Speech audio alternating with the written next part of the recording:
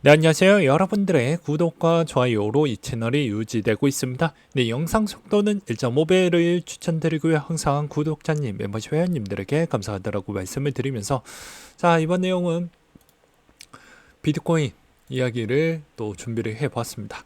최근 동향 비트코인이 나쁘지 않는 부분을 보여주고 있고요. 제 생각으로도 이번 시점에서 좀 전환 시기가 오고 있는 것 같습니다.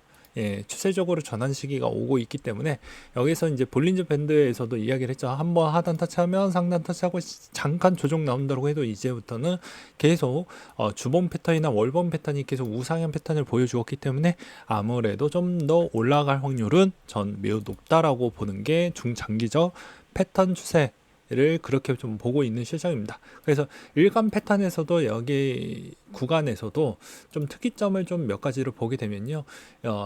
현재 도미넌스 추이가 조금씩 바뀌고 있는 추이를 보면서 볼 수가 있습니다. 그래서 좀 더 많이 올라가고 있는 모습을 계속 볼 수가 있습니다. 그래서 거의 이제 아마도 조만간에 한 60% 구간대 이상은 나오지 않을까 싶고요.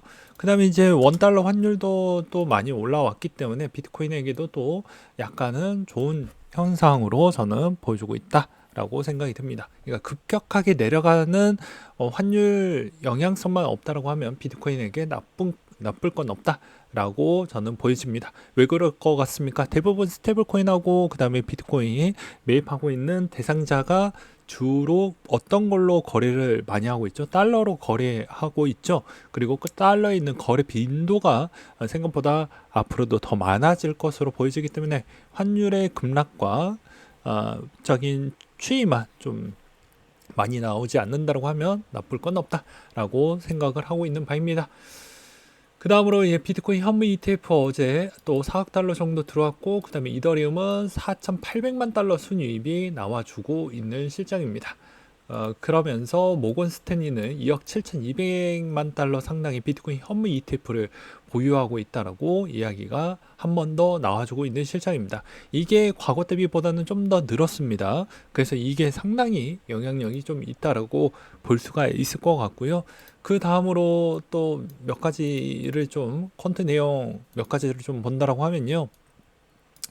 자, 비트코인 레버리지 과열로 상승점으로 좀 돌아가고 있는 모습을 볼 수가 있다라는 내용을 볼 수가 있습니다. 그리고 유동성 부분도 점차 개선을 보여주고 있다라고 하는데요.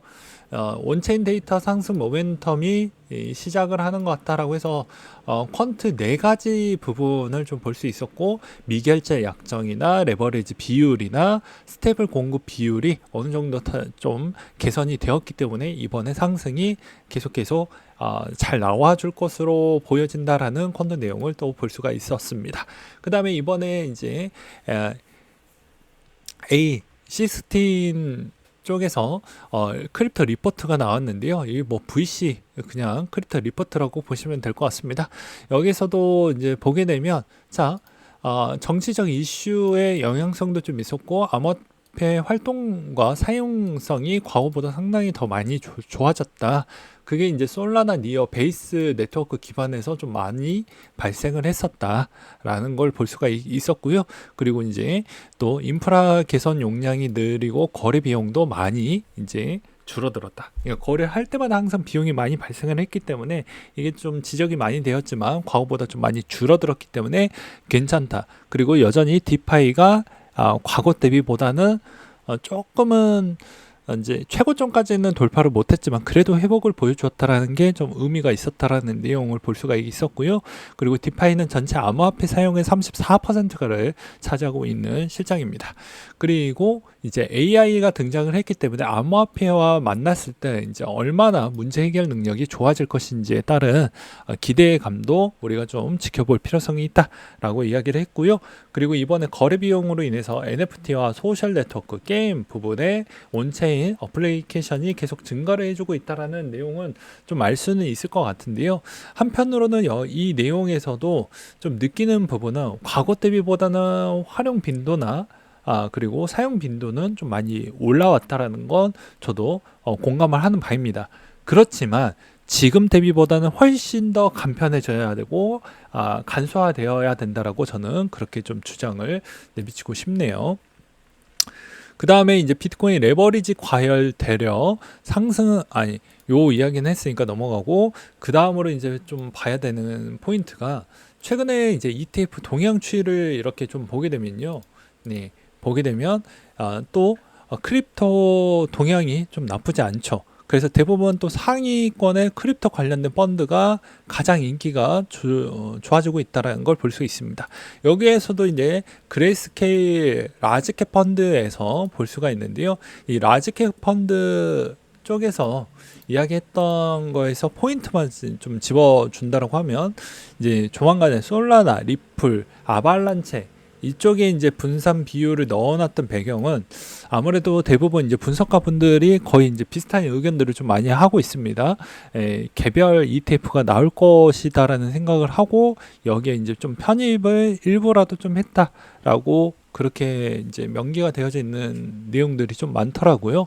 그래서 아마도 이제 라지캡 펀드에서 이런 쪽에 따른 추이가 앞으로 이제 비중이 좀 더 알트코인의 비중이 좀 더 올라갈 것인지 아니면 여기서 어느 정도 멈출 것인지 좀 볼 필요성은 있다라고 말씀을 드릴 수가 있을 것 같고요.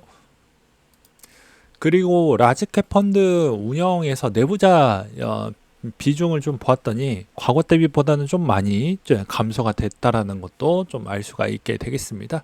그래서 전반적인 추이로 보게 되면 펀드에 따른 관심도가 좀 뜨거웠었고, 그리고 저번에도 제가 매번 이야기를 했지만 이런 MSTR 종목이나 그 다음에 MSTU가 최근에 좀 많이 선방을 보여주었기 때문에 아마도 다시 한번 비트코인의 관심도가 좀 더 많이 끄집어 올라오지 않았을까라고 생각을 하고 있는 바입니다.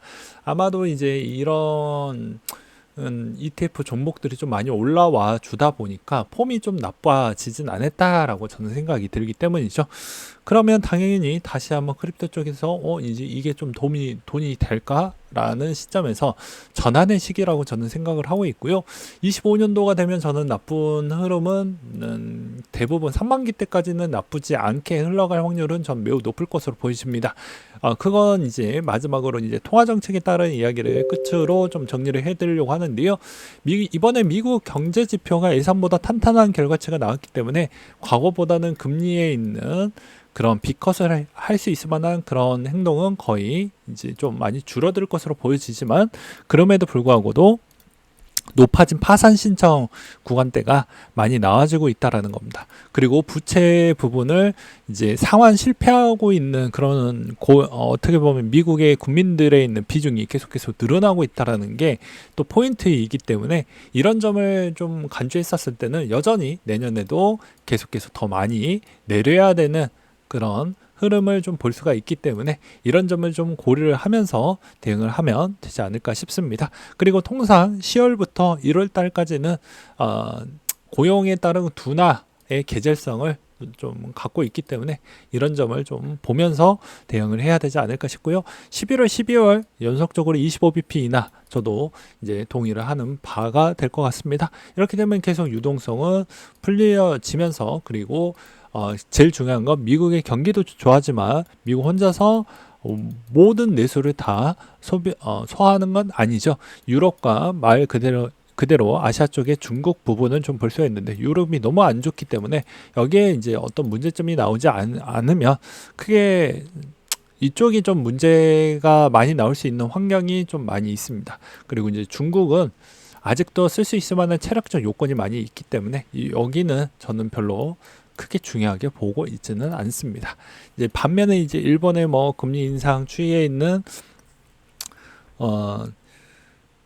그런 총재가 또 어떻게 보면 이번에 또 올라오셨기 때문에 아마도 이제 그런 걱정을 좀 하고 있는데, 그 사람의 이번에 행동과 발언을 보았을 때는 약간 좀 유연하게 대처하려고 하는 그런 모습을 보았기 때문에 일본에 따른 그런 추이는 그렇게 이슈가 될 수 있을 만한 요인거리라고 저는 보고 있지 않기 때문에 이런 점도 참고를 하시면서 투자를 하시면 될 것 같습니다. 그러면 앞으로 이제 나중에 구간에서도 이제 솔라나나 나머지 알트코인들의 ETF가 만약에 나온다고 하면 이더리움이 그 전에 다시 한번 많이 올라올 것으로 보이십니다. 저는 그렇게 좀 보고 있고요. 그 다음으로 이제 내년에도 마찬가지로 AI 코인하고 RWA 코인은 아마 계속 대세가 될 것으로 보여집니다. 자산 운용사가 아무래도 내가 가져갈 수 있을 만한 수수료를 많이 챙기려고 하면 RWA 코인을 많이 밀어줄 수 있을 만한 요소로 갈 수밖에 저는 없다라고 보고 있고요. 그리고 이제 AI 코인은 아무래도 테마성이기 때문에 치고 빠지는 형태로 대응을 하시면서 가져가는 게 제일 좋을 것 같다라고 말씀을 드릴 수가 있을 것 같습니다. 그리고 이제 가장 어려운 영역이 게임 영역이라고 볼 수가 있는데요.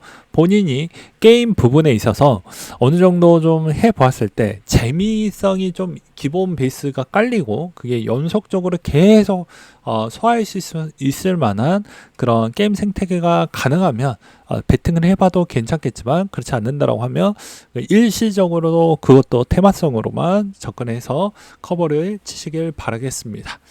그렇게 말씀을 드릴 수가 있을 것 같고요. 그 다음에 이제 디핑 같은 경우도 요즘 다시 회복세를 보여주고 있는데 여전히 디핑도 가는 놈만 가기 때문에 가는 놈에 집중을 좀 해보자 라고 말씀을 드릴 수가 있게 되겠습니다. 그리고 이제 4분기에서 1분기 요 사이 때가 되면 다시 한번 VC의 흐름을 좀 체크를 하면서 우리가 마지막으로 알트코인 만약에 들고 계신 분들은 요걸 잘 참고를 하시면서 대응을 해보자 라는 차원으로 마무리를 지어보도록 하겠습니다.